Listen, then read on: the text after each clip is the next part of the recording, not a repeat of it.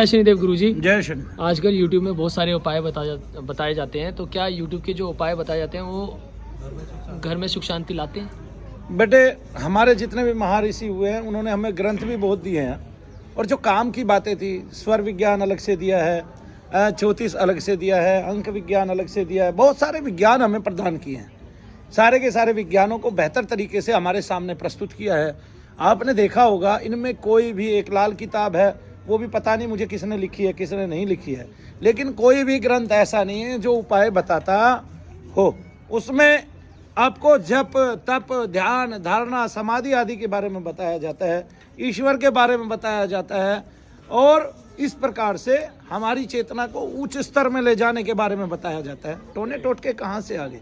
आप लोग त्वरित उपाय ढूंढते हैं कि कहीं से धन मिल जाए, सभी के मन में यही रहता है। ये संसार है, जीवात्मा जो है वो क्या कहते हैं, परमात्मा की तरफ नहीं चल के वो जीव क्या सोचता है, क्योंकि वो प्रकृति से जुड़ गया, जड़ प्रकृति से जुड़ गया, इसके संसाधनों को खोजने के बारे में सोचता है, उनके भोग के बारे में सोचता रहता है। दिन रात उसके मन में यही सब चलता रहता है, और इस तरह से उसको शांति तो मिलती नहीं, वो अशांति को प्राप्त होता है। तब उस अशांति को प्राप्त होता हुआ वो ऐसे शॉर्टकट उपाय समझता है कि ये सब मेरे जीवन में आ जाए, ये जल्दी जल्दी मेरे जीवन में घटित हो जाए, मुझे दुनिया की सारी गाड़ियाँ भोगने के लिए मिले, सारी गाड़ियाँ चलाने के लिए मिले, मुझे नौकर चाकर मिले, मैं इस तरह महलों में रहूँ, मैं इस तरह रहूँ, मुझे सब जो मेरी मंशा है वो मुझे प्राप्त हो जाए। तो ये इन उपायों से कदापि ये प्राप्त नहीं होते। इसके लिए अगर आपको परम शांति चाहिए तो इसके लिए ईश्वर के शरण में जाना पड़ेगा, जप तप करना पड़ेगा, या कई विषय में हमें ये कहते हैं कि हम आपको कुछ करना ही नहीं पड़ेगा, बस शरणागति जो है, ईश्वर प्रणिधान जो है